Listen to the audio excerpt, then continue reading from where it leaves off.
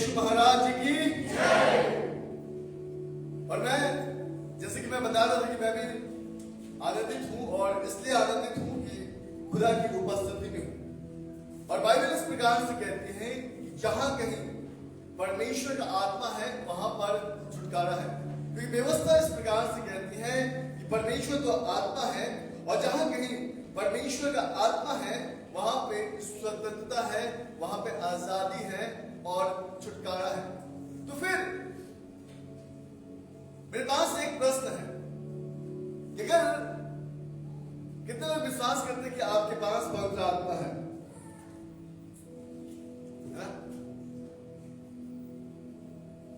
हम विश्वास करते हैं कि हमारे पास पवित्र आत्मा है कि बाइबल इस प्रकार से कहती है। मैं आपका ध्यान प्रभु के वचन की ओर केंद्रित करूंगा कि परमेश्वर का वचन इस प्रकार से कहता है कि अगर किसी के पास पवित्र आत्मा ना हो तो यीशु को प्रभु नहीं कह सकता। ध्यान दीजिएगा। तो मैं आपको बताना चाहता हूं कि अगर परमेश्वर का आत्मा हमारे पास है और हम पवित्र आत्मा की उपस्थिति में चलते हैं तो फिर आज हम क्यों बंधुआई में हैं? क्यों हम एक ऐसे बंधन में हम बन जाते हैं और आत्मा की परिपूर्णता से हम अलग रहते हैं? क्योंकि बाइबल इस प्रकार से कहती है कि जहां कहीं खुदा का आत्मा है, अगर परमेश्वर का आत्मा हमारे पास है तो आज हमारे जीवन में दुर्बलताएं क्यों है? हम क्यों कमजोर पड़ जाते हैं? क्यों हम सांसारिक वृत्ति से हम बलवंत हो जाते हैं? हम शरीर की अभिलाषाओं की ओर हम बढ़ना चाहते हैं। मैं आज आपका ध्यान परमेश्वर के वचन की ओर केंद्रित करना चाहता हूं और मैं चाहूंगा कि मेरी कलीसिया जो है वो पवित्र आत्मा में परिपूर्ण हो ताकि वो अपने जीवन में किसी भी प्रकार से दुर्बलता को ना देख सके। आमीन, हालेलुया। कितने लोग तैयार हैं आज का वचन सुनने के लिए? चलिए हम लोग खुदा के कलाम की ओर बढ़ेंगे और सेकंड किंग दूसरा राजा को हम लोग खोलेंगे और उसके चौथे अध्याय की ओर हम ध्यान देंगे जहां पर बाइबल इस प्रकार से कहती है। सेकंड किंग चैप्टर 4 वर्स 1 से 7 को हम लोग पढ़ेंगे। दूसरा राजा उसके 4 अध्याय उसके पहले से 7 वचन की ओर अपना ध्यान हम आकर्षित करेंगे। और बाइबल इस प्रकार से कहती है कि भविष्यवक्ता के चेलों की पत्नी में से एक स्त्री ने अलीशा की दोहाई देकर कहा, तेरा दास मेरा पति मर गया है और तू जानता है कि वो यहोवा का भय मानने वाला था, पर जिसका वो कर्जदार था वो आया है कि मेरे दोनों पुत्रों को अपने दास बनाने के लिए ले जाए। अलीशा ने उससे पूछा, मैं तेरे लिए क्या करूं? मुझे बता कि तेरे घर पे क्या है। उसने कहा, तेरे दासी के घर में एक हांडी तेल, वो चोर और कुछ नहीं। उसने कहा, तू बाहर जाकर अपने सब पड़ोसियों से खाली बर्तन मांग ले आ और थोड़े बर्तन ना ला। फिर तू अपने बेटे समेत अपने घर में जा और द्वार बंद करके उन सब बर्तनों में तेल उड़ेल देना और जो भर जाए उन्हें अलग रखना। तो वो उसके पास से चली गई और अपने बेटे समेत घर जाकर द्वार बंद किया। तब वे उसके पास बर्तन लाए और वो उंडेलती गई। जब बर्तन भर गए तब उसने अपने बेटे से कहा, मेरे पास एक और भी ले आ। उसने उससे कहा, और बर्तन तो नहीं है। तब तेल रुक गया और उसने जाकर परमेश्वर के भक्त को यह बता दिया और उसने उससे कहा, जा तेल बेचकर ऋण भर दे और जो रह जाए उससे तू अपने पुत्र सहित अपना निर्वाह करना। आमीन, हालेलुया।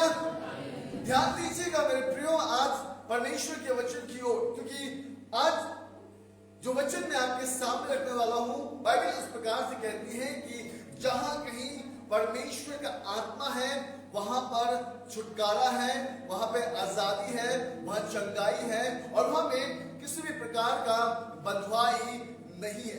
मैं आपका ध्यान परमेश्वर के वचन की ओर केंद्रित करूंगा जहां पर बाइबल इस प्रकार से कहती है। दूसरा राजा उसके 4थे अध्याय उसके पहले से 7वें वचन को हम पढ़ते हैं और वहां पे इस प्रकार से लिखा है कि भविष्यवक्ताओं के चेलों में से एक की मृत्यु हो गई थी और उसकी पत्नी अलीशा के पास आकर, अलीशा भविष्यवक्ता के पास, अलीशा नबी के पास आकर दुहाई देती है और कहती है कि देख, तू जानता है कि तेरा दास जो है परमेश्वर का भय मानने वाला था, लेकिन अब वो नहीं रहा और उसके अपेक्षा में जो उसके कर्जदार थे वो आए हैं ताकि वो हमारे बच्चों को लेकर जाए।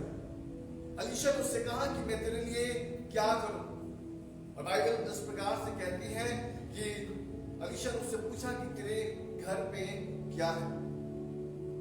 उसने कहा कि केवल एक हांडी तेल है और उसको छोड़ मेरे पास कुछ नहीं। उसने कहा काम कर, जा अपने पड़ोसियों से खाली बर्तन लेके आ और उसमें तेल डाल दी जाए, और जब तेल भर जाए तो उस बर्तन को अलग रखना। और वो डालती गई, बच्चों ने बर्तन अलग रखते गए, और उसने फिर कहा कि और एक बर्तन लेके आ। तब बच्चों ने कहा कि नहीं, अब जो है बर्तन नहीं है, तेल थम गया। मैं आज आपको बताना चाहता हूं, बाइबल इस प्रकार से कहती है कि आज जिस अवस्था में कलीसिया की दुर्दशा है, जिस अवस्था में कलीसिया चल रही है, मैं आज आपको बताना चाहता हूं कि आज कलीसिया को उससे उभर कर बाहर आने की आवश्यकता है।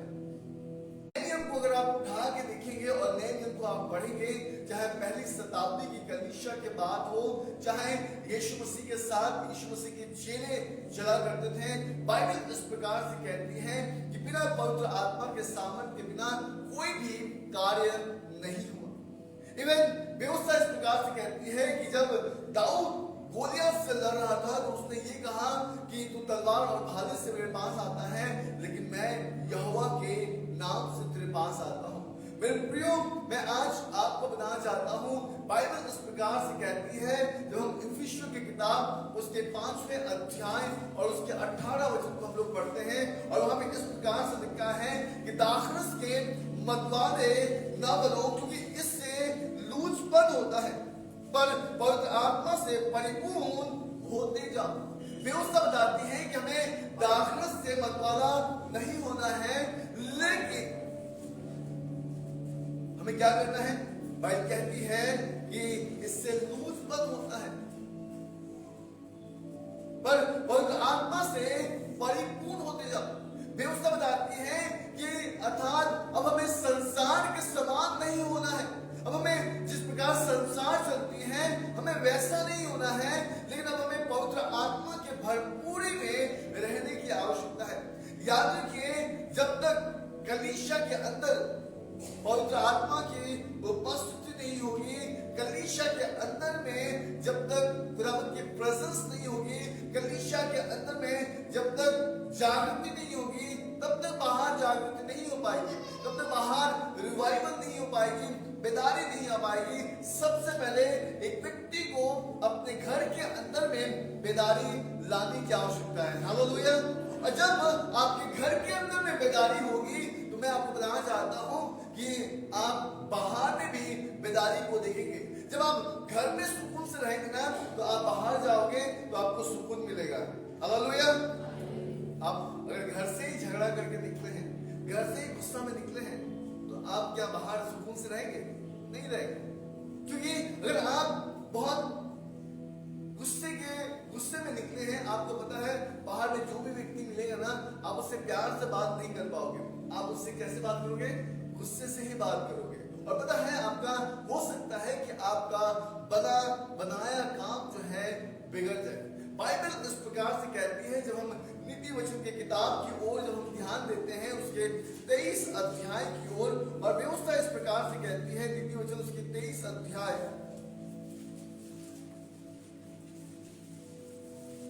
और उसकी 31 वचन को 31 पढ़िएगा। जब दाखमधु लाल दिखाई देता है और कटोरे में उसका सुंदर रंग होता है, 32 पद को पढ़िए, 32 पद। क्योंकि अंत में वह सर्प के समान डसता है और करेत के समान काटता है। कितने अध्याय का पढ़ रहे हो? 23 से 32। हाँ, दीजिएगा कि बाइबल क्या कहती है। जब हम नीति वचन की किताब को हम देखते हैं उसके 23वें अध्याय की ओर, तो बाइबल इस प्रकार से कहती है, वहां पे लिखा है, मैंने कितना वचन बताया था आपको, सॉरी उसके 21 वचन को पढ़िए, मैंने दांत मार के यहाँ पे रखा है 21। क्योंकि पियक्कड़ और पेटू अपना भोग खाते हैं, हाँ भात खाते हैं, और अब ध्यान दीजिएगा बाइबल क्या कहती है।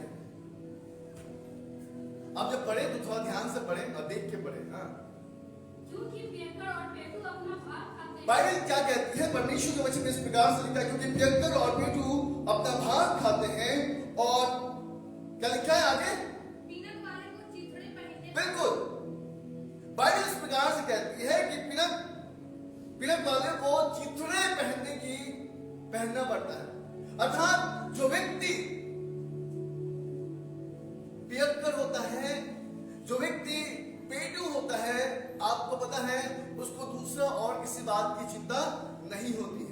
अर्थात व्यवस्था इस प्रकार से कहती है, इफिसियों की किताब उसके 5वें अध्याय और उसका 18 वचन ये कहता है कि हमें दाखमस में मतवाला होने की आवश्यकता नहीं, लेकिन हमें पवित्र आत्मा में परिपूर्ण होने की आवश्यकता है। बाइबल इस प्रकार से कहती है कि हमें शारीरिक अभिलाषाओं में जाने की आवश्यकता नहीं, लेकिन हमें पवित्र आत्मा के द्वारा चलने की आवश्यकता है। अगर आप गलाती की किताब उसके 5वें अध्याय और 21 से 25 वचन को आप पढ़ेंगे, जहां पे पवित्र आत्मा के सामर्थ्य के विषय में, पवित्र आत्मा के फल के विषय में, और 25 पद में इस प्रकार से लिखा गया है कि जब हम आत्मा के द्वारा बचाए गए हैं तो हमें आत्मा के अनुसार चलने की आवश्यकता है। आज मैं आपका ध्यान जो है दूसरा राजा की ओर केंद्रित करूंगा, उसके 4 अध्याय और उसके पहले वचन से लेकर 7 वचन की ओर, क्योंकि आज मुझे इस प्रकार से लगता है कि हम अंत के दिनों में हैं, और बाइबल कहती है कि अंत के दिनों में उसके बेटे और बेटियां भविष्यवाणी करेंगे, जवान दर्शन देखेंगे और पूर्ण स्वप्न देखेंगे। और व्यवस्था बताती है ये घड़ी आ पहुंची है कि जब उसके बेटे और बेटियां भविष्यवाणी करें, लेकिन आज जो है कलीसिया का मुंह बंद है, कलीसिया का मुंह खुल नहीं रहा। आज कलीसिया जो है सूखी हुई पड़ी है, क्योंकि आज इस कलीसिया के अंदर में कहीं ना कहीं पवित्र आत्मा की उपस्थिति में की घटी है।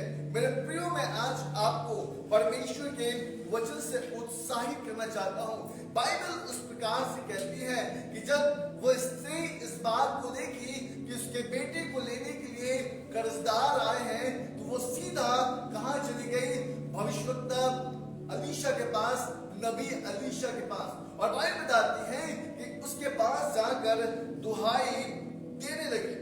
आज हमें आवश्यकता है कि जिस प्रकार से उस स्त्री ने अपनी आवश्यकताओं को अलीशा के सामने रखा, बाइबल कहती है कि ठीक उसी प्रकार से हमें भी अपनी आवश्यकताओं को स्वीकृत करने की आवश्यकता है और परमेश्वर के सामने रखने की आवश्यकता है, न कि अपनी आवश्यकताओं को अपने हिसाब से, अपने बलपूर्वक से, अपने प्रज्ञा के अनुसार हम करें। क्योंकि बाइबल इस प्रकार से कहती है कि अपने समझ का सहारा न लेना। आप ध्यान दीजिएगा, व्यवस्था इस प्रकार से कहती है कि जब तक चेले यीशु मसीह के साथ हैं, यीशु के साथ रहते हुए भी चेले जो है उसकी बातों को नहीं समझते थे, बार बार पूछते थे कि प्रभु हमें इस दृष्टांत का अर्थ हमें समझा दे, क्योंकि हमें समझ नहीं आ रहा। तो आप ध्यान दीजिएगा, जब आप प्रेरित की किताब उसके 8वें अध्याय की ओर जाएंगे, बाइबल बताती है कि फिलिप्पुस अपने मार्ग में चल रहा था और पवित्र आत्मा ने फिलिप्पुस को आवाज दिया और कहा एक काम कर, उस दिशा की ओर चला जा जिस दिशा की ओर यह रथ जा रहा है। और बाइबल बताते हैं कि फिलिप्पुस उस दिशा की ओर दौड़ कर पहुंचा और वहां से एक व्यक्ति जा रहा था जो व्यवस्था को पढ़ रहा था, और फिलिप्पुस ने उससे पूछा कि क्या तू व्यवस्था की बातों को जानता है? उसने कहा जब तक कोई मुझे समझा ना दे मैं इन बातों को नहीं समझ सकता। मेरे कहने का अर्थ यह है कि याद रखिए, जब यीशु मसीह किनके साथ थे? चेलों के साथ। चेलों को समझ नहीं आ रहा था, लेकिन जब फिलिप्पुस मार्ग पे चल रहा था और पवित्र आत्मा ने उसे बताया और फिलिप्पुस वहां पे चला गया। अब ध्यान दीजिएगा, भाई बताते हैं जब आप पहली शताब्दी की कलीसिया के विषय में जब आप पढ़ेंगे, प्रेरित की किताब में व्यवस्था बताती है कि वो एक जगह पर गैदर थे, एक जगह पर इकट्ठित थे और 120 लोगों के ऊपर में उस पेंटिकोस्त के दिन पवित्र आत्मा उतरा। और आपको पता है हर एक जन पवित्र आत्मा में परिपूर्ण होने लगे। और बाइबल बताती है कि इसके बाद जो है पतरस प्रचार करना आरंभ किया। और पता है जब पतरस ने प्रचार किया 3000 लोग प्रभु में आ गए। और बाइबल बताती है कि इसके बाद जो है सिलसिला थमा नहीं, रुका नहीं। इसके बाद ऐसा नहीं था कि वो कलीसिया जो है 3000 लोग में सीमित हो गई। बाइबल बताती है कि इसके बाद जो है वो कलीसिया 5000 में तब्दील हो गई। और आज बाइबल इस प्रकार से कहती है कि आज दुनिया के हर कोने में खुदा के लोग रहते हैं और खुदा की इबादत होती है। मेरा कहने का अर्थ यह है कि आज हमें पवित्र आत्मा में परिपूर्ण होने की आवश्यकता है। याद रखिए, अगर हम पवित्र आत्मा में परिपूर्ण नहीं होंगे तो हम केवल एक स्थान में बने हुए रहेंगे, हम एक स्थान को घेरे हुए रहेंगे, लेकिन उसका कोई भी प्रतिफल ना होगा। बाइबल बताती है कि एक दिन खुदा जो है एक बाड़ी में गया और बाड़ी में देखा कि एक पेड़ जो है वो काफी दिनों से उस जगह को घेरे हुए है और बाड़ी के उस माली से कहा कि ये पेड़ जो है काफी पुराना हो चुका है और काफी दिनों से यहाँ पर है, एक काम पर ये फल नहीं देता, इसे काट। लेकिन उस बाड़ी के किसान ने ये कहा कि प्रभु थोड़ा और समय दे, मैं इसमें क्या करूंगा, मैं इसमें पानी डालूंगा, मैं इसमें खाद डालूंगा, हो सकता है कि आने वाले कुछ समय के बाद ये फले। मेरे प्रियो, मैं आज आपको सच कहना चाहता हूं, बाइबल इस प्रकार से कहती है कि अगर कलीसिया पवित्र आत्मा में परिपूर्ण नहीं है तो वो फ्रूट बियर नहीं कर सकती है, अर्थात वो फल को उत्पन्न नहीं कर सकती। और आज मैं चाहूंगा कि मेरी कलीसिया जो है वो पवित्र आत्मा में परिपूर्ण हो, क्योंकि जब हम दूसरा राजा उसके 4 अध्याय उसके 1 से लेकर 7 वचन को हम पढ़ते हैं, वहां पर तेल का जिक्र है। और आपको पता है अभिषेक जो है वो तेल के माध्यम से होता है। और बाइबल बताती है कि वो तेल जो उस भविष्यवक्ता के घर पे था, और व्यवस्था बताती है कि जब अलीशा के पास ये कहा गया कि एक हांडी तेल छोड़कर और कुछ नहीं है, आपको पता है वो तेल जो थी उस घर की परिपूर्णता थी। और बाइबल इस प्रकार से कहती है कि उस घर को जो नाश होने वाला था, बिखरने वाला था, उस तेल ने अर्थात पवित्र आत्मा ने उस घर को संभाल लिया। मैं आज आपको बताना चाहता हूं कि आज हम परमेश्वर के वचन को हम पढ़ते हैं और फिर भी हम इस वचन को अपने साथ रख नहीं पाते। हम परमेश्वर के वचन को हम सुनते हैं, फिर भी हम इस वचन को अपने जीवन में स्मरण नहीं कर पाते। हम गुनाह की ओर बढ़ जाते हैं और उसके बाद भी हमें वचन सुनाई नहीं देता, क्योंकि कहीं ना कहीं हम पवित्र आत्मा की उपस्थिति में नहीं चल रहे। मेरे प्रियो, मैं आज आपको परमेश्वर के वचन से उत्साहित करना चाहता हूं और मैं आपको बताना चाहता हूं कि हमें आवश्यकता है कि जिस प्रकार वो स्त्री अलीशा के पास आए और अलीशा के पास आने के बाद उसने अपने प्रॉब्लम्स को उसके सामने रखा, अपने प्रॉब्लम्स को उसके सामने रखकर उसे स्वीकार किया। आज मैं आपको बताना चाहता हूं कि ठीक हमें भी अपने आप को आवश्यकता के अनुसार हमें परमेश्वर के सम्मुख रखने की आवश्यकता है। चलिए उसके एक वचन को हम लोग पढ़ेंगे, दूसरा राजा उसका 4 अध्याय उसके पहले वचन को आप अच्छी रीति से पढ़ें। हाँ, एक स्त्री ने एलिशा की दुहाई देकर कहा, हाँ, मेरा दास मेरा पति मर गया, हाँ, और तू जानता है कि वह यहोवा का भय मानने वाला था। बिल्कुल। अब ध्यान एक ही पद को पढ़े। पर जिसका वो कर्जदार था वह आया है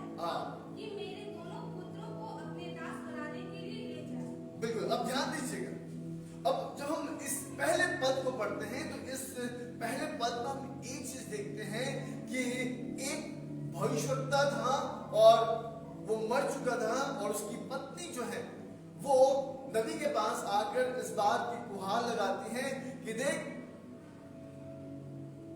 मैं कर्ज में हूं और मेरे बच्चे मेरे हाथ से जाने वाले हैं, और तू चाहे तो मेरी सहायता कर सकता है। और इस बात की स्वीकृति जो है, इस बात को वो मानती है कि देख, मैं कर्ज में हूं, मैं समस्या में हूं, मैं प्रॉब्लम में हूं। अब मैं आज आपको बताना चाहता हूं, आपको पता है, अगर आप इस संसार की ओर ध्यान देंगे, हर एक व्यक्ति किसी न किसी कर्ज में है। कोई ईएमआई के कर्ज में है, ईएमआई जो हम मंथली इंस्टॉलमेंट लेते हैं ना, कोई उसके कर्ज में है ना? कोई शराब के कर्ज में है ना? तो कोई किसी और बातों में कर्जदार है। और बाइबल बताती है कि कर्जदार होना ये बहुत ही भयानक बात है, क्योंकि अगर आप कर्ज नहीं चुकाएंगे ना, तो जो लेनदार है वो आपके पास आ पहुंचेंगे और आपको परेशान करने लगेंगे। बाइबल इस प्रकार से कहती है कि आज हमें आवश्यकता है कि हम अपने गुनाह को, अर्थात अपने जीवन की उन बातों को हम प्रभु के सामने मान लें। क्योंकि अगर हम अपने बातों को, अपने जीवन की उन समस्याओं को जब हम खुदा के सामने मान लेते हैं ना, तो बाइबल बताती है कि खुदा उस पर कार्य करता है। अगर आप पहला यूहन्ना की किताब उसका 1 अध्याय और उसके 9 वचन को अगर आप पढ़ें, वहां में इस प्रकार से लिखा है, यदि हम अपने पापों को मान लें तो वो हमारे पापों को क्षमा करने और हमें सब अधर्म से शुद्ध करने में विश्वास योग्य और धर्मी है। अगर हम अपने बातों को मान लें, आपको पता है ये स्त्री जो है वो लज्जित नहीं हुई कि जाकर उसने इस बात को कहा कि मैं इस वक्त कर्जदार में हूं, कर्ज में हूं। अर्थात तू जानता है कि मेरा पति परमेश्वर का भय मानने वाला था, तू जानता है कि मेरा पति भविष्यवक्ताओं में से एक था, लेकिन इसके बावजूद वो कर्ज में था। आज हमें लगता है कि हम अभी भी ड्राई हैं, अभी भी हम सूखे हुए हैं, अभी भी हम खुदा के उन सामर्थ को हम नहीं देख पा रहे, अभी भी हम एक बंधुआई में हैं। बाइबल इस प्रकार से कहती है कि जहां पर खुदा की आत्मा होती है वहां पर छुटकारा है, वहां पे चंगाई है, वहां पर अद्भुत काम है। आप ध्यान दीजिएगा कि जहां पर यीशु मसीह होते थे वहां पे सैकड़ों का भीड़ होता था, और कारण क्या था? लोग चंगे होने जाते थे। आपको पता है बाइबल इस प्रकार से कहती है कि बहुत लोग यीशु मसीह को केवल छूने जाते थे, और जैसे ही छूते थे वो चंगे हो जाते थे। कोई सामने से छू लेता, कोई पीछे से छू लेता, कोई कहीं भी। किसी के मन में ये भी था कि उसके वस्त्र को छू लेंगे तो चंगे हो जाएंगे। और बाइबल इस प्रकार से कहती है कि लोग चंगे भी हो जाते थे। लेकिन आज हम खुदा के भवन में आते हैं, खुदा के साथ समय व्यतीत करते हैं, लेकिन इसके बाद भी हम एक बंधुआई में हैं। क्या कारण है कि हम बंधुआई में? क्योंकि कहीं ना कहीं हमने पवित्र आत्मा को सूखित किया है, कहीं ना कहीं अभी भी हम पवित्र आत्मा के बपतिस्मा को हमने प्राप्त नहीं किया है। या हो सकता है कि अभी भी हमने पवित्र आत्मा की आवाज को हमने सुना नहीं है, या ये भी हो सकता है कि हमने पवित्र आत्मा की आवाज को सुनने के बाद हमने उसका इनकार किया है। मेरे प्रियो, मैं आज आपको बताना चाहता हूं, बाइबल इस प्रकार से कहती है कि जिस प्रकार से वो स्त्री उस भविष्यवक्ता के सम्मुख आकर अपनी आवश्यकता को स्वीकृत करती है, आज उसी प्रकार हमें खुदा के पास आकर हमें अपने हर एक गुनाहों की पश्चाताप करने की आवश्यकता है। हमें हर एक बात को परमेश्वर के सम्मुख मान लेने की आवश्यकता है। भजन संगीता की किताब उसके 32 अध्याय और उसके 5वें वचन में प्रभु के वचन में इस प्रकार से लिखा है कि जब मैंने अपना पाप तुझ पर प्रकट किया और अपना अधर्म न छिपाया और कहा कि मैं यहोवा के सामने अपराधों को मान लूंगा, तब तूने मेरे अधर्म और पाप को क्षमा कर दिया है।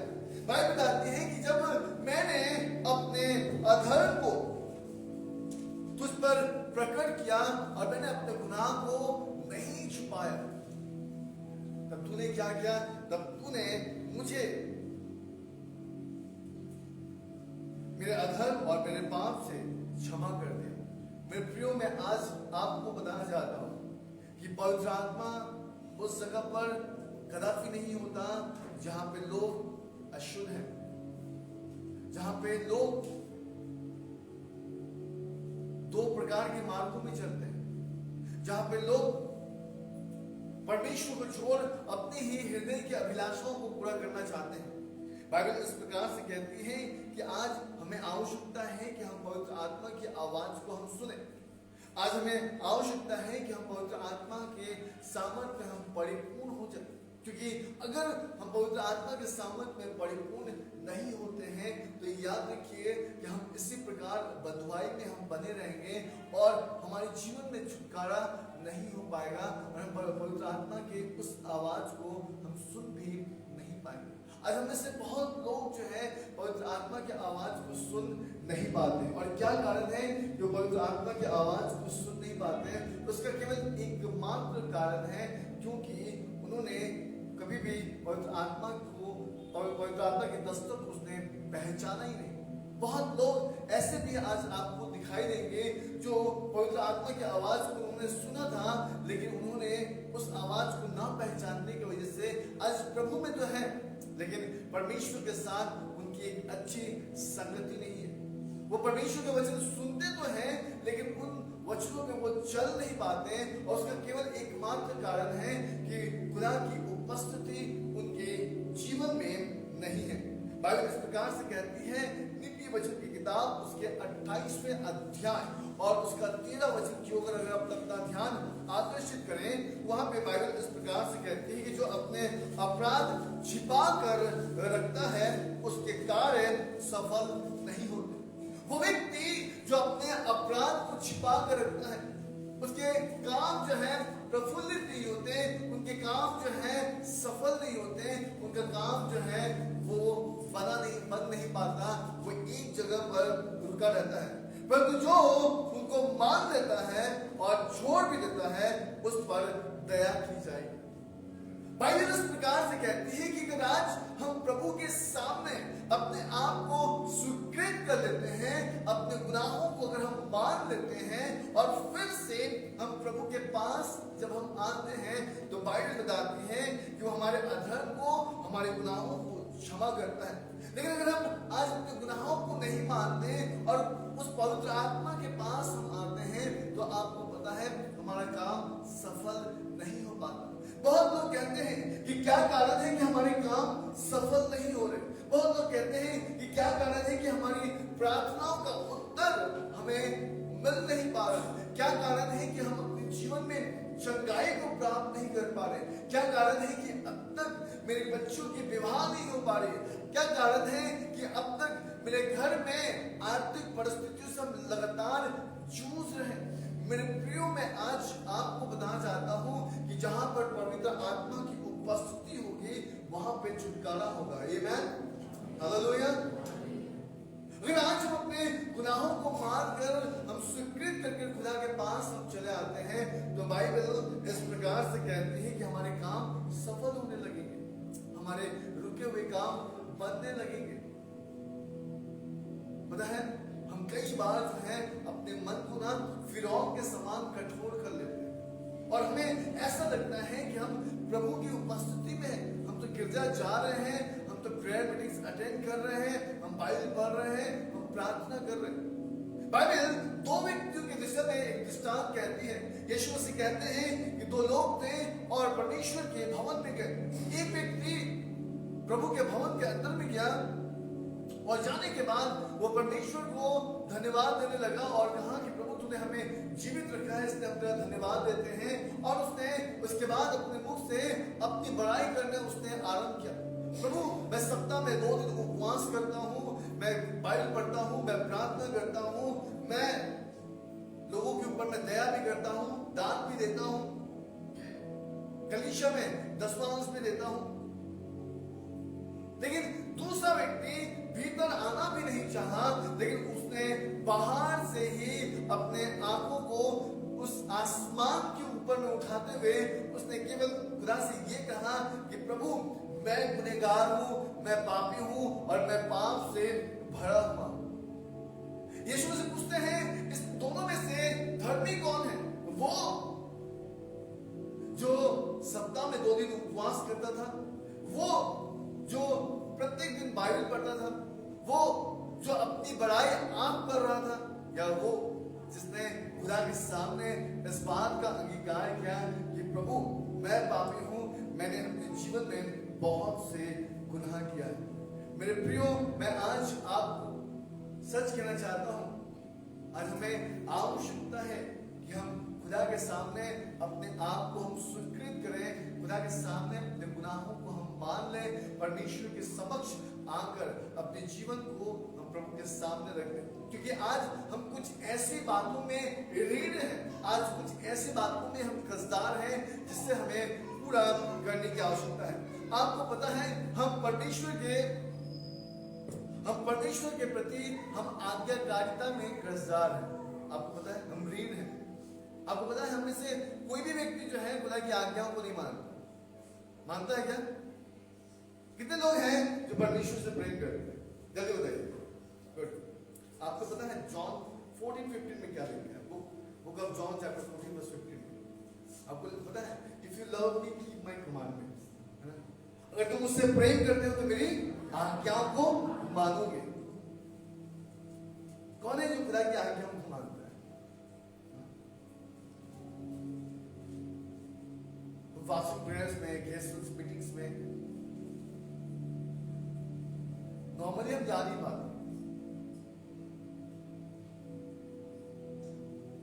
कभी हम सुबह 5 बजे उठकर प्रार्थना में बैठ जाते हैं, कभी 7 बजे बैठते हैं, कभी 9 बजे बैठते हैं, कभी बैठते ही नहीं।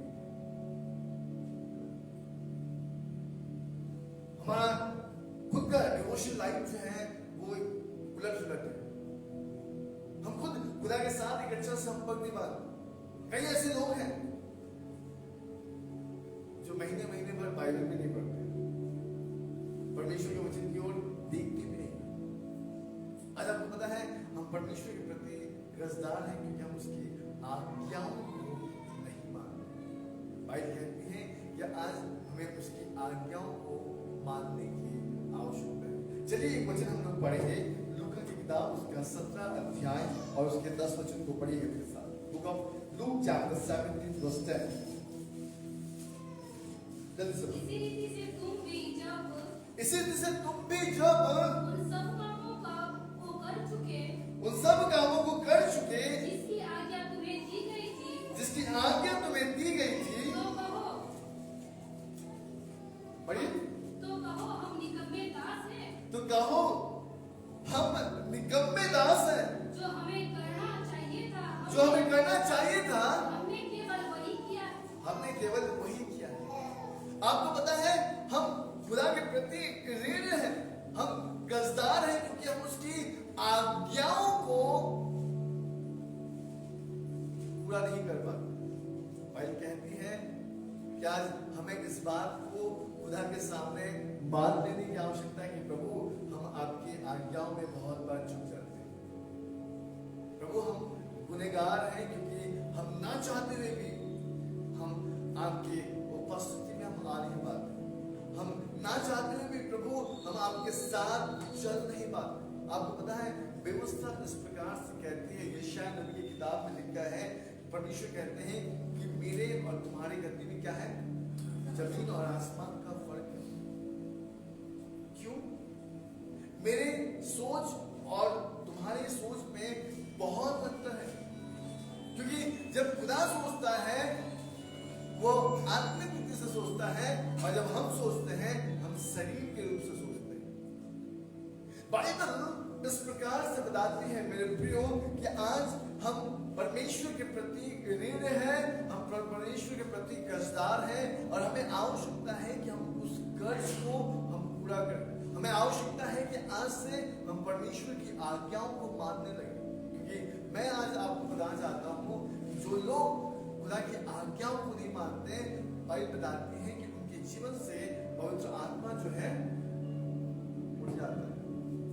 आपको पता है साउल जब वो पहला राजा बना, इस्राएल में बहुत आनंद था, इस्राएल बहुत खुश थे कि उनको एक राजा मिल गया है। अब वो अपने सारे दुखों को जाकर उस राजा को कह सकते हैं। आपको पता है परमेश्वर ने उसे एक आज्ञा दी, उसे कहा वो जाकर वहां पे हर एक को खत्म कर गया। आपको पता है साउल वहां पे गया, सबको खत्म किया, लेकिन पता है अच्छे अच्छे जानवरों को देखा, वो उठा उसे लेकर चलाया।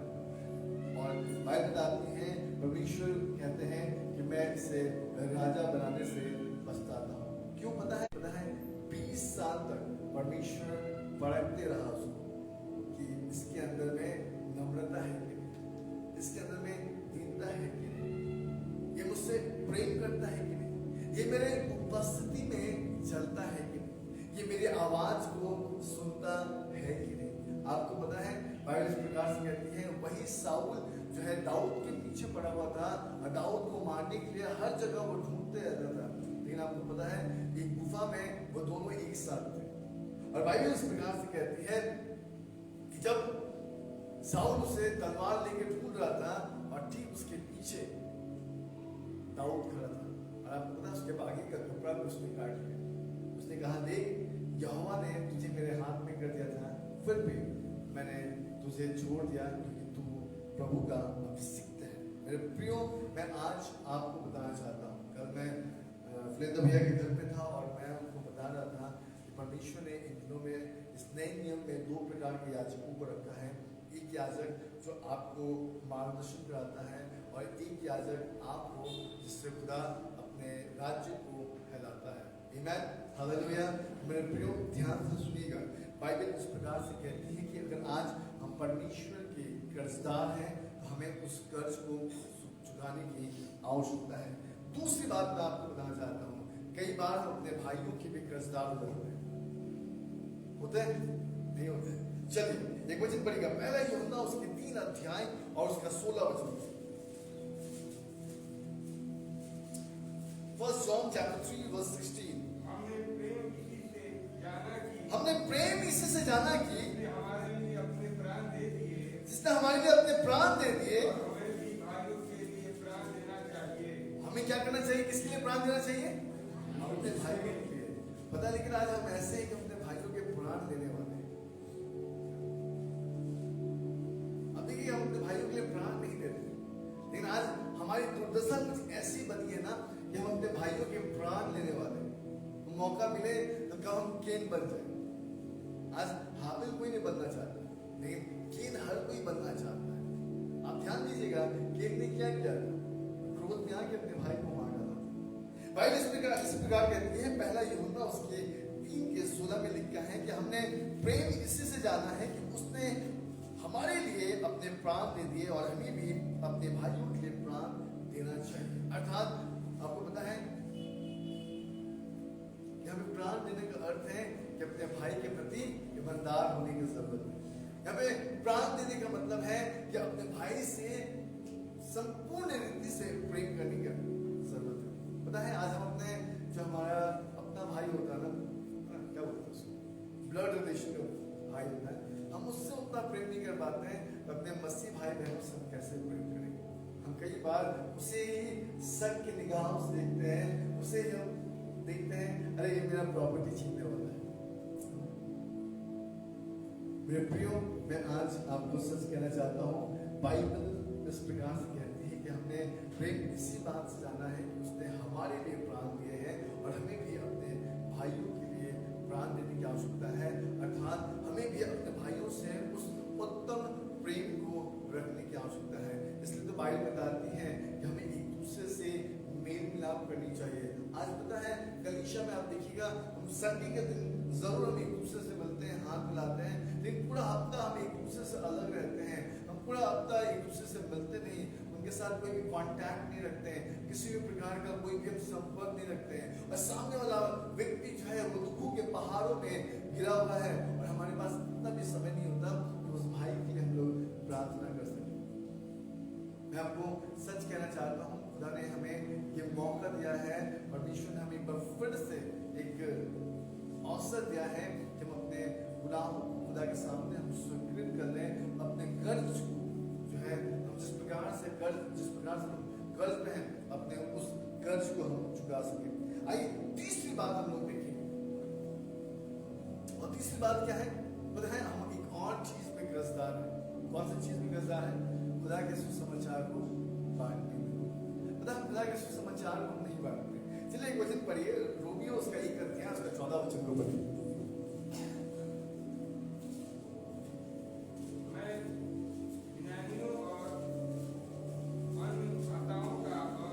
रोमियो की किताब उसका 1 अध्याय और उसका 14 वचन। हाँ, मैं यूनानियों और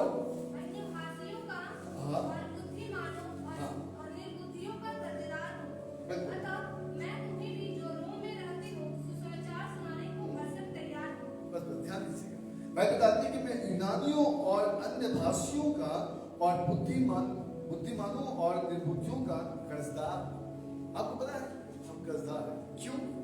क्योंकि बाइबल ने बताती है, जब हम पहला यूहन्ना की किताब उसके 1 अध्याय उसके 5वें वचन को पढ़ते हैं, वहां पर लिखा है कि जो सुसमाचार हमने सुना है वही सुसमाचार हम सुनाते हैं कि परमेश्वर क्या है? ज्योति है और उसमें कुछ भी अंधकार नहीं है। आपको पता है जो सुसमाचार मुझे सुनाया गया, जो सुसमाचार मैंने सुना वो ही मैंने अपने कलीसिया को सुनाया है, वही सुसमाचार में इस पुकारों में इस चांस में मैंने लोगों के बीच में रखा है। और मैं आपको बताना चाहता हूँ कि आज लोग उसी के द्वारा उद्धार पाते हुए वो खुदा के निकट हैं। अर्थात बाइबल बताती है कि हम खोए हुए लोगों के लिए सुसमाचार की ऋणी है। हमें आवश्यकता है कि जो लोग आज भी प्रभु के सुसमाचार को नहीं जानते हैं, हमें प्रभु के सुसमाचार को बताने की आवश्यकता है। बाइबल बताती है खुदावंद की दूसरी आगमन होने वाली है, लेकिन बहुत ऐसे लोग हैं जो पहले आगमन के विषय में भी नहीं जानते हैं। मैं आज आपको बताना चाहता हूँ, वो स्त्री कर्जदार थी और वो लगातार इस बात को समझ रही थी कि अगर वो कर्ज ना चुकाए तो उसके बच्चों को उसके हाथ से ले लिया जाएगा। और बाइबल बताती है उसी प्रकार अगर आज हम परमेश्वर के कर्जदार हैं और उसकी आज्ञाओं को नहीं मानते तो याद रखिएगा कि हम खुदा के उस सामर्थ्य को अपने जीवन में नहीं देख सकते। अगर आज हम अपने भाइयों के प्रति उस प्रेम के प्रति हम ऋण है, कर्जदार है, तो याद रखिए उस प्रेम को, जिस प्रेम को हम प्राप्त करना चाहते हैं, उस प्रेम को हम अपने जीवन में देख नहीं पाएंगे और हमको हमेशा इस बात का अधूरापन रहेगा कि हम प्रभु में रहते हुए भी आज भी हमें वो प्रेम हमें मिल नहीं पा रहा है। और तीसरी बात मैं आपको बताना चाहता हूँ कि अगर आज भी हम प्रभु के सुसमाचार को, उन खोए हुए लोगों को सुसमाचार सुनाने में हम कर्जदार हैं, तो मैं आज आपको बताना चाहता हूँ कि वो सुसमाचार जिसके द्वारा हमारा उद्धार हुआ है, ऐसा ना हो कि हम अपने आप में ही रहकर उस उद्धार को हम खो दें। बाइबल इस प्रकार से कहती है कि आज हमें इन बातों को खुदा के सामने स्वीकृत करने की आवश्यकता है, मान लेने की आवश्यकता है, जिस प्रकार से उस स्त्री ने माना। और मैं आज आपको बताना चाहता हूँ कि उस स्त्री के लिए एक द्वार खुल गया। और क्या खुला? एलीशा ने पूछा कि तुम्हारे पास क्या है? आइए हम लोग दूसरा राजा उसके 4 अध्याय उसके दूसरे वचन को पढ़ेंगे और इस बात को देखिए कि हमारे पास क्या है। एलीशा ने उससे पूछा, मैं तेरे लिए क्या करूं? मुझे बता कि तेरे घर में क्या है। उसने कहा, तेरी दासी के घर में 1 हाथी तेल को छोड़ और कुछ नहीं। आज इस बात को समझने की आवश्यकता है कि हमारे पास क्या है। उस स्त्री के घर में क्या था? हाँ? तेल था। हमारे पास क्या है? क्या है? हमारे पास पवित्र आत्मा है। देखो सुखित है। क्यों? क्योंकि उसकी आवाज हम नहीं सुन रहे, क्योंकि उसके वचन को सुन करके भी हम अनसुना कर दे रहे हैं। बाइबल इस प्रकार से कहती है, यूहन्ना रचित सुसमाचार उसका 14 अध्याय उसके 16 वचन में इस प्रकार से लिखा है कि मैं पिता से विनती करूंगा और वो तुम्हें एक और सहायक देगा कि वो सर्वदा तुम्हारे साथ रहे, अर्थात सत्य की आत्मा जिसे संसार ग्रहण नहीं कर सकता, क्योंकि वो उसे देखता है और ना उसे जानता है, और ना उसे जानता है, क्योंकि वो तुम्हारे साथ रहता है और वह तुम में होगा। व्यवस्था बताती है कि हमें एक सहायक दिया गया है, लेकिन वह सहायक जो सत्य का आत्मा जिसे संसार ग्रहण नहीं कर सकता, क्योंकि वो ना उसे देखता है और ना उसे जानता है, लेकिन तुम उसे जानते हो। वहां पे लिखा है कि तुम उसे जानते हो क्योंकि वो तुम्हारे साथ रहता है और वो तुम में होगा। तो आप ध्यान दीजिएगा कि उस स्त्री के घर में तेल था और उस तेल के द्वारा वो स्त्री छुटकारा पाती है। क्योंकि अलीशा पूछते हैं कि तुम्हारे पास क्या है। मैं आज आपको बताना चाहता हूं कि अगर आज हमारे पास पवित्र आत्मा है, जहां पर बाइबल इस प्रकार से कहती है, पहला ग्रंथ उसके 3 के 17 में लिखा है कि परमेश्वर प्रभु आत्मा है और जहां कहीं प्रभु का आत्मा है वहां पर स्वतंत्रता है, वहां पर छुटकारा है। अगर आज हम इस पवित्र आत्मा को हम समझ लेते हैं तो मैं आज आपको बताना चाहता हूं कि आज हम उस बंधुआई से हम आजाद हो सकते हैं, हम छुटकारे को प्राप्त कर सकते हैं, हम अपने हर एक कलेश से उभर कर हम बाहर आ सकते हैं। आपको पता है पहला कुरिन्थियों की किताब उसके 6 अध्याय और उसके 19 वचन में लिखा है, क्या तुम नहीं जानते कि तुम्हारा देह पवित्र आत्मा का मंदिर है और तुम में बसा हुआ है और तुम्हें परमेश्वर की ओर से मिला है और तुम अपने नहीं हो। इस बात को आप समझिएगा, इस बात को आप समझिए, ध्यान दीजिएगा।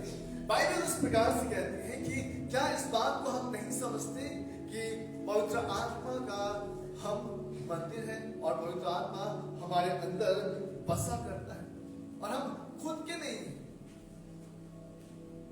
अगर आज इस बात को हम नहीं समझ रहे हैं तो आज हमें समझने की आवश्यकता है, क्योंकि यही पवित्र आत्मा हमें हर एक बंधुआई से आजाद करेगा। यही पवित्र आत्मा हमें खुदा की आज्ञाओं को मानना सिखाएगा। यही पवित्र आत्मा हमें अपने भाइयों से प्रेम करना सिखाएगा।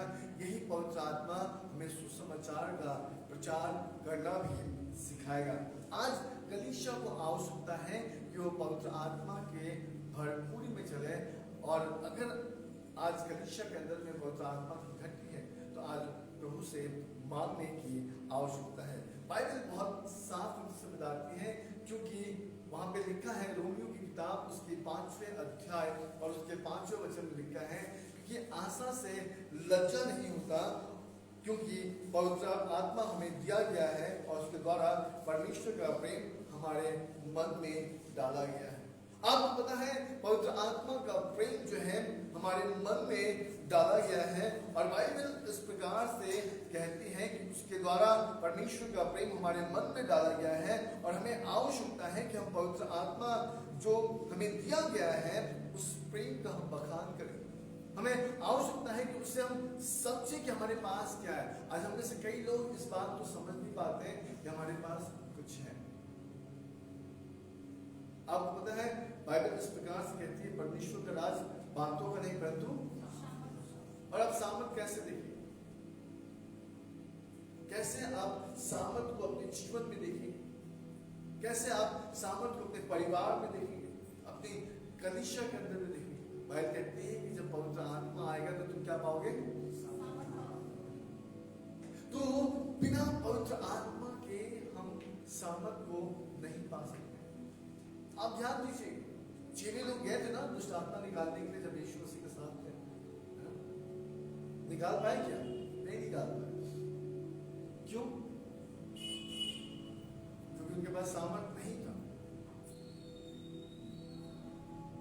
उसका केवल एकमात्र कारण था कि उनके पास पवित्र आत्मा नहीं थी।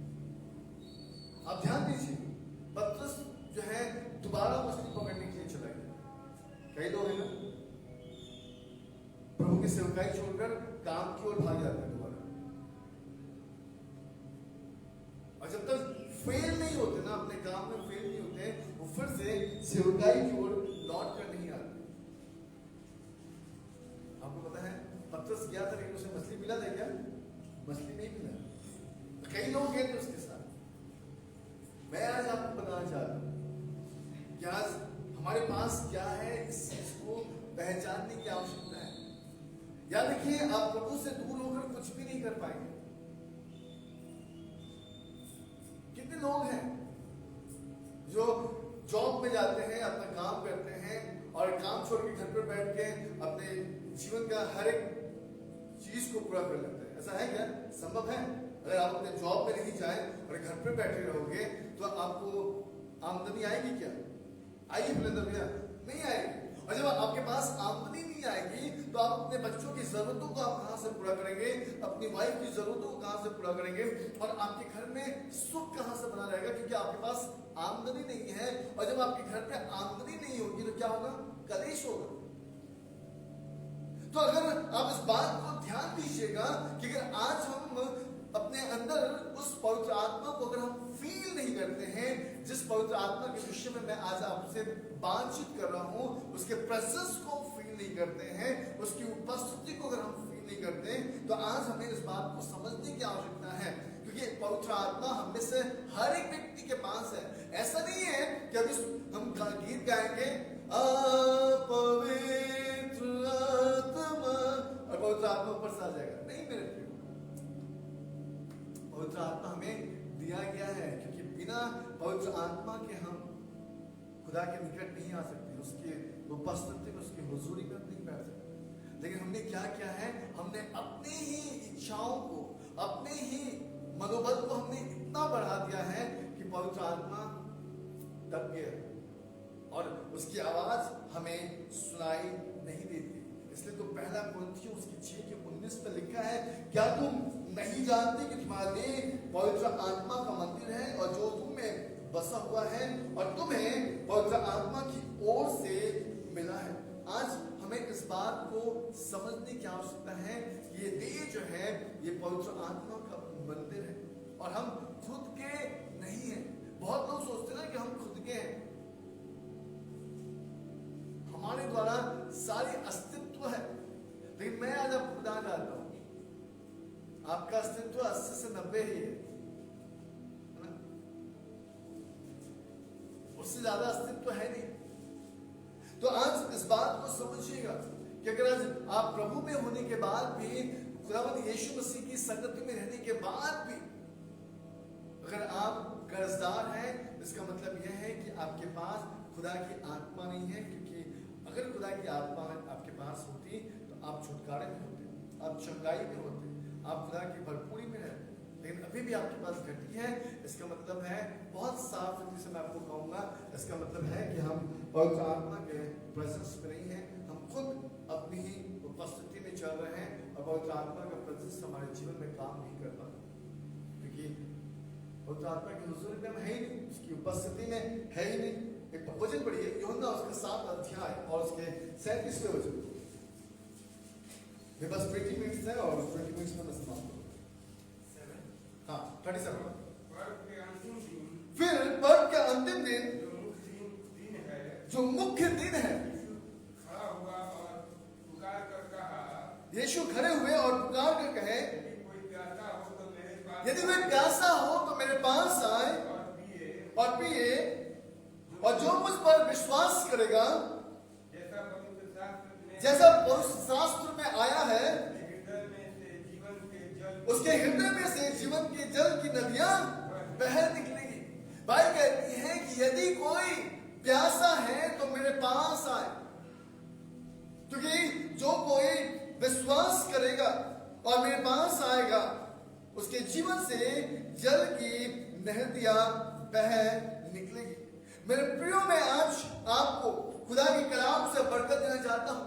अगर आज अभी भी आपको लगता है आज कि मुझे पवित्र आत्मा के प्रेजेंस चाहिए, क्योंकि आप छुटकारा चाहते हैं, आप आजादी पाना चाहते हैं अपने उलझनों से, आजादी पाना चाहते हैं अपने बीमारियों से, आजादी पाना पाते हैं अपनी आर्थिक परिस्थितियों से, तो मैं आज आपको बताना चाहता हूं, आपको खुदा की उपस्थिति में रहने की आवश्यकता है। आपको पता है उस सुंदर फाटक पर जब यूहन्ना और पतरस पहुंचे थे, वो कहां जा रहे थे? प्रार्थना करने जा रहे थे। लेकिन उसने क्या कहा था उस भिखारी से? मुझे बताएं, भिखारी से क्या कहा? उसने कहा कि हमारे पास पैसे नहीं, हमारे पास देने के लिए कुछ नहीं है, खाली पॉकेट है, हमारे पास कुछ नहीं है। आपको पता है फिर भी वो खुदा के भवन में जा रहे थे। आज हम कहते हैं हमारे पास पैसे नहीं है, हम खुदा के भवन में कैसे जाएंगे? हमारे पास पैसे नहीं है, हम ऑफरिंग में क्या डालेंगे? आप ऑफरिंग डालने के लिए आते हैं, खुदा से मिलने के लिए आते हैं? आपके लिए ऑफरिंग इंपॉर्टेंस है या खुदा इंपॉर्टेंट? आप किसकी उपस्थिति में आते हैं? मनुष्य की उपस्थिति में या परमेश्वर की उपस्थिति? बहुत लोग लज्जित होते हैं और कहते हैं कि मेरे पास कुछ है नहीं, मैं दे नहीं पा रहा। मत कहिए कहीं मेरे पास बहुत है, कि मेरे पास यीशु मसीह है। मैंने अपने जीवन में पता है कैसे बोया है। मैं कई बार पैदल 35 किलोमीटर पैदल चर्च गया और सुबह सुबह निकला, चर्च पहुंचा और पैसे नहीं गए, ऑफरिंग बॉक्स सामने आ गया। अब क्या करूं? पॉकेट में से हाथ डाला, ऐसे मुट्ठी से हाथ निकाला और हाथ डाल दिया, बोला प्रभु आपने दिया नहीं है, जो दिया है वही मैं आपको दे दूं। और मैंने खाली हाथ खोल दिया। और पता है जब मैं खाली हाथ खोलने लगा ना तो खुदा भरने लगा। आज जब खुदा ने मुझे दिया है तो मैं खुदा को भरपूरी रीति से देता हूँ। और मैं आपको सच कहना चाहता हूँ, जब मैं देता हूं तो खुदा देता है। याद रखिए बाइबल इस प्रकार से कहती है कि आज हमारे पास क्या है, इस बात को पहचानने की आवश्यकता है। मैं उस दिनों में इस बात को समझ गया था कि मेरे पास कुछ नहीं है लेकिन यीशु मसीह है। और पता है मैंने अपने खुले हाथों को खुदा के सामने बढ़ाया। मैं लज्जित नहीं हुआ प्रभु के सामने कि प्रभु मेरे पास है नहीं। हमें से कई लोग लज्जित होते हैं और मैं आज आपको बताना चाहता हूं कि आपका इसलिए आप हमेशा लज्जित रहते हैं क्योंकि आप अपने आप में लज्जित हैं। और मैं आज आपको बताना चाहता हूं कि आपके पास क्या है, इस बात को पहचानिए। जानिए बाइबल कहती है कि आज अगर आपके पास वो स्त्री इस बात को जानती थी कि उसके घर में तेल है, सब कुछ नहीं था, यानी कि उसने सब कुछ टटोला होगा, देखा होगा, तभी तो उसने कहा कि केवल तेल छोड़ के और कुछ नहीं है। वो तो कह सकती थी चावल का दाना है ना, चावल का एक दाना तो होना चाहिए था, है कि नहीं? उसने कहा कि केवल तेल है। क्यों उसने तेल को प्राथमिकता दी? मेरे प्रियो, मैं आज आपको बताना चाहता हूं, आज हमें पवित्र आत्मा को अपने जीवन में प्राथमिकता देने की आवश्यकता है। बाइबल इस प्रकार से कहती है कि आज हमें खुदा से मांगने की आवश्यकता है। जब हम एक बुरा पिता होकर अपने बच्चों को अच्छी वस्तु देते हैं, अच्छी चीजें देते हैं, तो क्या हम उस खुदावन से पवित्र आत्मा मांगेंगे तो क्या वो हमें नहीं देगा? क्या हम उसकी उपस्थिति को मांगेंगे तो हमें वो नहीं देगा? हमें आज इस बात को समझने की आवश्यकता है कि आज हमारे जीवन में क्या है। आमीन, हालेलुया, बोले यीशु मसीह की जय। पहली बात हमने क्या देखा था कि उस स्त्री ने अपने जीवन की बातों को मान लिया था। इसी प्रकार हमें अपने जीवन की बातों को मानने की आवश्यकता है। दूसरी बात हमने क्या देखा कि हमारे पास क्या है, हमें उस बात को जानने की आवश्यकता है। तीसरी बात हम देखेंगे और बाइबल बताती है दूसरा राजा उसका 4 अध्याय उसके 30वें वचन को पढ़ेंगे। उसने कहा उसने कहा तू बाहर जाकर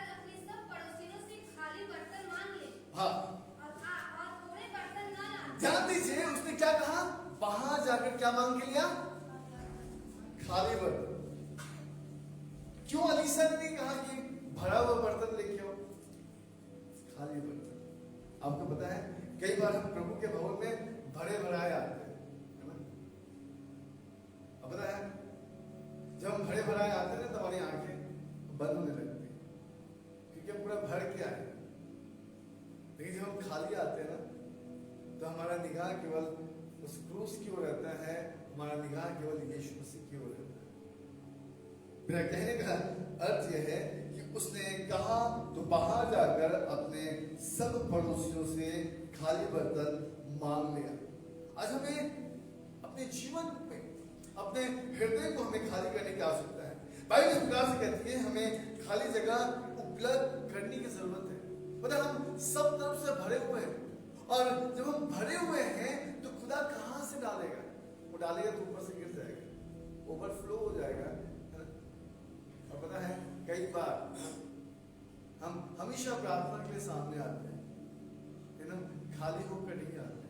पता है हम भरे भराए आते हैं, इसलिए हमको बार बार प्रार्थना के लिए हमें आना पड़ता है। जब भी प्रभु का दास आए हम तुरंत भाग के जाते हैं, हाथ रखते हैं ताकि हमारा जीवन भरपूरी हो जाए। अब पहले से भरे हुए हैं, अब वो बेचारा देगा तो कहाँ देगा? वो देता है ओवरफ्लो के नीचे चला जाता है, मिल नहीं पाता, हमें प्राप्त नहीं हो पाता।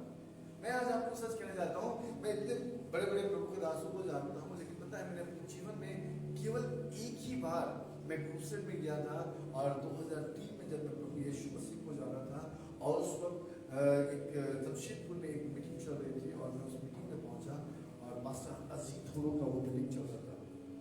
और जब मैं वहाँ पे पहुंचा, और मुझे बहुत इच्छा थी कि एक बार पास्टर साहब से मिलूं, और पास्टर साहब मेरे सर पर हाथ रख के प्रार्थना करें। पता है, और जब मैं वहाँ पे पहुंचा, नेक्स्ट मॉर्निंग, शाम को मौका नहीं मिला, लेकिन नेक्स्ट मॉर्निंग में मुझे मौका मिला, और मैं गया और मैंने उनसे हाथ मिलाया, और मैंने उनको कहा कि अपना हाथ मेरे सर पे रखो, हम प्रार्थना करें। उन्होंने कहा कि तुम्हारे सर पे खुदा का हाथ है, हमारे हाथ रखने की आवश्यकता नहीं, और खुदा तुझे बढ़ाएगा। और मैं आपको बताना चाहता हूँ, वो दिन है और आज का दिन है, मैंने कभी किसी प्रभु के दास को ये नहीं कहा कि अपना हाथ मेरे सर पर रखिए, क्योंकि मैं जानता हूँ बाइबल इस प्रकार से कहती है, book of Isaiah chapter 61 verse 1 में लिखा है, परमेश्वर का आत्मा मेरे ऊपर में है। और मैं आज आपको सच कहना चाहता हूँ, आज हमें अपने अंदर से हमें अपने आप को खाली करने की आवश्यकता है। याद रखिए, हम प्रभु यीशु के लिए अपने आप को खाली नहीं करेंगे ना, वो हमें कभी भी भर नहीं पाएगा, उसकी भरपूरी में हम नहीं आ सकते हैं। और अगर उसकी भरपूरी में नहीं रहेंगे ना, हम हमेशा पता है जिज्ञासा में रहेंगे और सोचेंगे ये क्यों नहीं हो रहा है। लोग बोलेंगे, लोग आपको बहुत कुछ बोलेंगे। आपको क्या लगता है कि लोगों ने मुझे नहीं कहा? मैं तो ऐसी ऐसी बातों को सुना हूँ कि अगर आप सुन लेंगे तो शायद आपकी कान से ब्लड निकल गई, लेकिन फिर भी मैं प्रभु में खड़ा रहा, क्योंकि मैं जानता हूँ कि मैं किस परमेश्वर की इबादत करता हूँ। मैं आपका ध्यान जो है दो स्त्रियों की ओर ले जाना चाहता हूँ। जब आप लूका की किताब उसके 10 अध्याय उसके 38 से 42 वचन को आप पढ़ेंगे, वहाँ पे दो बहनों के विषय में बताया गया है। और बाइबल इस प्रकार, मेरे पास समय कम है इसलिए मैं पढ़ने नहीं बोलूँगा, मैं आपको बता देता हूँ। बाइबल इस प्रकार से कहती है कि वो गांव में यीशु मसीह पहुंचे, और उस गांव में जैसे ही यीशु मसीह पहुंचे, उन दोनों बहनों में से एक बहन जो मार्था थी, वो जल्दी यीशु के पास गई और उसे अपने घर में निमंत्रण दी। और बाइबल बताती है कि यीशु मसीह उस घर पे पहुंचे, और मार्था जो है रसोई घर पे चली गई, और केवल वहां पर मरियम बैठी हुई थी। और मरियम यीशु मसीह के पांव के नीचे बैठकर और उसके वचनों को सुन रही थी। और मरियम जो मार्था जो थी, वो अपने कामों में बहुत व्यस्त थी, उसके पास समय ही नहीं था कि वो खुदा को समय दे। और आपको पता है मार्था जो है वो गुस्से में यीशु मसीह के पास आकर उसने कहा, क्या प्रभु आपको चिंता नहीं, मैं अकेले ही सारे कामों में लगी हुई हूँ। आपको पता है यीशु मसीह ने क्या कहा? यीशु मसीह ने कहा, मार्था, हे मार्था, तू बहुत चिंता करती है, तू बहुत सोचती है, लेकिन मैं तुझसे एक बात कहना चाहता हूँ, मरियम ने क्या ले लिया है? उत्तम भाग को चुन लिया है, क्योंकि वो उस जगह पर बैठ कर प्रभु की इबादत कर रही थी। मैं आज आपको सच कहना चाहता हूँ, मैंने हमेशा एक वचन विचार किया है लूका की किताब उसका 9 अध्याय उसके 62 वचन को, और हमेशा कहा है, इस वचन को मैं हमेशा कहते रहता हूँ कि जो कोई अपना हाथ हल पर रखकर पीछे मुड़कर देखता वो परमेश्वर के राज्य के योग्य नहीं है। लेकिन आप में से कितने लोगों ने 61 वचन को पढ़ा है? 61 पढ़ा है? क्या लिखा है? एक और ने भी कहा, 61 वचन 9 का 61 क्या लिख रहा है? एक और ने भी कहा, हे प्रभु मैं तेरे पीछे हो लूंगा, हाँ पर पहले मुझे जाने दे कि मैं अपने घर के लोगों को विदा ले आऊं। हाँ, आपको पता है ये यीशु मसीह ने क्या कहा उसके बाद? पढ़िए। यीशु ने उससे कहा, हाँ जो कोई अपना हाथ हल पर रख कर पीछे देखता है वो परमेश्वर के राज्य के योग्य नहीं। बिल्कुल, अब ध्यान दीजिए। भाई कहते हैं कि अगर आज हम अपने घर, अपने परिवार, अपने लोगों के विषय में ही चिंता करते हैं और परमेश्वर को हम प्राथमिकता नहीं देते हैं, बाइबल कहती है, परमेश्वर इस प्रकार से कहते हैं कि हमें उनकी आवश्यकता ही नहीं। अर्थात अब मार्था और मरियम से हम एक बात को सीखते हैं कि मरियम ने उत्तम भाग को चुन लिया था। आज आप कौन सा भाग को चुने?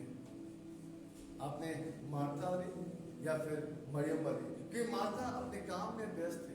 आज लोग कहते हैं प्रभु मेरे पास समय नहीं है, मेरे पास काम बहुत है। हमारे पास जब तक काम नहीं रहता ना, हम घुटने टेकते हैं, प्रार्थना करते हैं कि प्रभु हमें काम दे दे, नौकरी दे दे, नौकरी दे दे, नौकरी दे दे, नौकरी दे दे। आपको पता है जैसे ही हमें नौकरी मिल जाती है ना, हम भूल जाते हैं। हमको याद आने लगता है हम काम पे जाना है, हमें याद आने लगता है हमें रोटी बनाना है, हमें याद आने लगता है हमें ये करना है, हमें वो करना है, लेकिन हम खुदा की प्रेजेंस को हम भूल जाते हैं। बाइबल इस प्रकार से कहती है, यूहन्ना जिसु समाचार उसका 15 अध्याय उसका 14 वचन में इस प्रकार से लिखा है, तुम मुझ में बने रहो और मैं तुम में। जैसी डाली यदि दाखलता में बनी रहती है तो अपने आप से नहीं फल सकती, वैसे ही तुम भी यदि मुझ में बने ना रहो तो नहीं फल सकते। बाइबल कहती है कि अगर आज हम प्रभु में नहीं बने रहेंगे, याद रखिए हम छुटकारे को नहीं देखेंगे, हम चंगाई को नहीं देखेंगे, हम सावन के कामों को नहीं देख पाएंगे। अगर आज इन बातों को अपने जीवन में देखना चाहते हैं, हमें आत्मा से परिपूर्ण होने की आवश्यकता है। पहला इतिहास की किताब उसका 16 अध्याय उसके 11 वचन में लिखा है कि यहोवा और उसके सामर्थ की खोज करो और उसके दर्शन के लिए लगातार खोजी रहो। आज हमें आवश्यकता है कि हमें परमेश्वर और उसके सामर्थ को हमें ढूंढने की आवश्यकता है और लगातार हमें उसके दर्शन की खोजी होने की आवश्यकता है। हम आपको पता है हम दर्शन की खोज नहीं होते, हम किसकी खोज होते हैं? अपनी आवश्यकताओं की खोज होते हैं। हम प्रतिदिन सुबह उठते हैं और प्रभु को सबसे पहले धन्यवाद देते हैं कि प्रभु आपने बीती रात से आज सुबह तक आपने संभाला है। उसके बाद कहते हैं प्रभु अभी तक आपने नौकरी नहीं दिया, प्रभु आपने काम नहीं दिया, प्रभु एक काम दिला दीजिए, एक नौकरी दिला दीजिए। रोज पापा की बात को मैं सुनता हूँ, रोज भैया की बात को सुनता हूँ, रोज मम्मी की बात को सुनता हूँ, नौकरी नहीं है प्रभु। और पता है प्रभु कहता है मेरा बच्चा बहुत दुखी है, बहुत तकलीफ है, इसलिए अच्छा नौकरी देने की जरूरत है। और प्रभु जब हमें दे देता है तो हम खुदा को हो जाता है, कहते हैं बहुत कई बार आपको पता है मार्था जो है, मार्था के घर पे यीशु मसीह बैठे थे, लेकिन मार्था के पास समय नहीं था कि वो यीशु मसीह को समय दे। लेकिन बाइबल बताती है कि मरियम ने उत्तम भाग को चुन लिया था। मैं आपका ध्यान फिर से इफिसियों की किताब उसके 5 अध्याय उसके 18 वचन में ले आना चाहता हूँ। बाइबल बताती है कि हमें दाखलस के मतवाला होने की जरूरत नहीं है, लेकिन हमें पवित्र आत्मा में परिपूर्ण होने की आवश्यकता है। हमें संसार और शारीरिक बातों में मन लगाने की जरूरत नहीं है। याद रखिए आप खुदा में आ गए ना, प्रभु की उपस्थिति में आ गए, खुदा आपको किसी भी उत्तम चीज से महरूम नहीं रखेगा। क्या मैं तो अपने जीवन में नहीं देखा कि खुदा कोई भी अच्छी वस्तु से हमें देना नहीं चाहता। मैं आपको बताना चाहता हूँ he always provide the best things for you। वो हमेशा आपको अच्छी वस्तु से नवाजता है, वो हमेशा बेस्ट चीजों को देता है, वो कभी भी छोटी मोटी चीजों को नहीं देता। और मैं आपको सच कहना चाहता हूँ ये ही परमेश्वर की खूबसूरती है। यिर्मयाह नबी की किताब उसका 19 अध्याय उसका 13 वचन इस प्रकार से कहता है कि तुम मुझे ढूंढोगे और पाओगे भी, कि तुम मुझे संपूर्ण मन से ढूंढ आज हमें आवश्यकता है कि हम अपने आप को खाली करें। सबसे पहली बात हमें खुदा के सामने स्वीकृत करने की आवश्यकता है, प्रभु हम आपकी उपस्थिति में नहीं है, खुदा हम आपके कलाम में नहीं चल पा रहे, हम आपकी व्यवस्था को पूरा नहीं कर पा रहे, हम आपकी आज्ञाओं को मान नहीं पा रहे, खुदा हम अधर्मी हैं, हमारे गुनाहों को क्षमा करें। दूसरी बात, हमें खुदा के पास आकर हमें खुदा से ये कहने की आवश्यकता है कि परमेश्वर हमारे पास जो है हम उसे पहचानने में हमें सामर्थ्य। और तीसरी बात हमें कहने की आवश्यकता है कि प्रभु आज हम भरे हुए हैं, हमें खाली कर। और जब आप खाली होगे ना, जब अपने उन उपलब्धियों को आप खाली कर लोगे, तो मैं आपको बताना चाहता हूँ प्रभु आपको नई सामर्थ्य से भरने लगेगा। चौथी बात मैं आपको बताना चाहता हूँ, जब आप 2 किंग चैप्टर 4 में जाएंगे, आपको पता है बाइबल वहाँ पे एक बात कहती है और वहाँ पे लिखा है 4 में, दूसरा राजा उसके 4 में लिखा है, फिर तो अपने बेटे समेत अपने घर में जा और क्या कर, द्वार को बंद कर।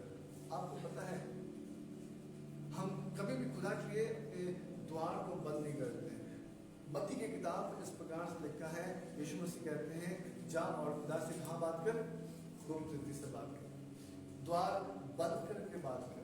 पता है हम महासभाओं में बैठकर प्रार्थना करने में ज्यादा आनंदित होते हैं, लेकिन हम खुदा की उपस्थिति में उसके साथ हम बैठकर प्रार्थना करने में आनंदित नहीं होते हैं। अब खुदा हम थोड़ी देर हम प्रार्थना नहीं कर पाते हैं, हम फास्टिंग प्रेयर में हम आ नहीं पाते हैं। और मैं आपको बताना चाहता हूँ कि जब तक आप आओगे नहीं तब तक होगा कैसे? क्या ऐसे ही चलता रहेगा? ऐसे ही आप प्रभु में आओगे? आप 5 साल पहले ऐसे थे, 4 साल पहले ऐसे थे, 3 साल पहले ऐसे थे, 2 साल पहले ऐसे थे, 1 साल, और आज भी आप ऐसे ही हो। तो आप अगर ऐसे ही बने रहोगे तो फिर आगे आप कैसे उम्मीद कर सकते हो कि खुदा आपके जीवन में कुछ नया करेगा, खुदा आपके जीवन में कुछ बरकत करेगा। आज हमें आवश्यकता है कि इस बात को हम समझें। बाइबल इस प्रकार से कहती है कि जब ऊपरी कोठरी में द्वार बंद करके प्रार्थनाएं हो रही थी और पेंटेकोस्त के दिन पवित्र आत्मा का सामर्थ उनके ऊपर में उतरा। और पता है पवित्र आत्मा का सामर्थ उतरने के बाद जो है वो कलीसिया एक विकसित कलीसिया हो गई, जहां पर 120 लोग थे वहां पे 3000 लोग और ऐड हो गए। और भाई कहती है ये संख्याएं बढ़ती चली गई क्योंकि वहां पे खुदा की उपस्थिति थी। और भाई इस प्रकार से कहती है कि जहां पे प्रभु का आत्मा है वहां पे छुटकारा है। अब पढ़िएगा प्रेरित की किताब उसके 4 अध्याय उसके 31 वचन में इस प्रकार से लिखा है कि जब वो प्रार्थना कर चुके थे, वहां पर लिखा है जब वे प्रार्थना कर चुके तो वो स्थान जहां वे इकट्ठे थे हिल गया, वे सब पवित्र आत्मा से परिपूर्ण हो गए और परमेश्वर का वचन साहस से सुनाते रहे। हर वो व्यक्ति जो आज पवित्र आत्मा से परिपूर्ण हो जाएगा ना, बाइबल कहती है कि खुदा का कलाम हर जगह सुनाते रहेगा। क्यों? हम किन बातों में कर्जदार है? खुदा के वचन को मानने में, भाइयों से प्रेम करने में और सुसमाचार का प्रचार करने में। अब इस 3 बातों में आप कर्जदार हैं। और बाइबल बताती है कि जब हम द्वार को बंद करेंगे ना, द्वार को बंद करके जब खुदा की उपस्थिति में रहेंगे ना, वो स्थान आप ध्यान दीजिएगा। जब पौलुस और बरनबास है ना उस बंदीगृह में आराधना कर रहे थे, क्या हुआ था?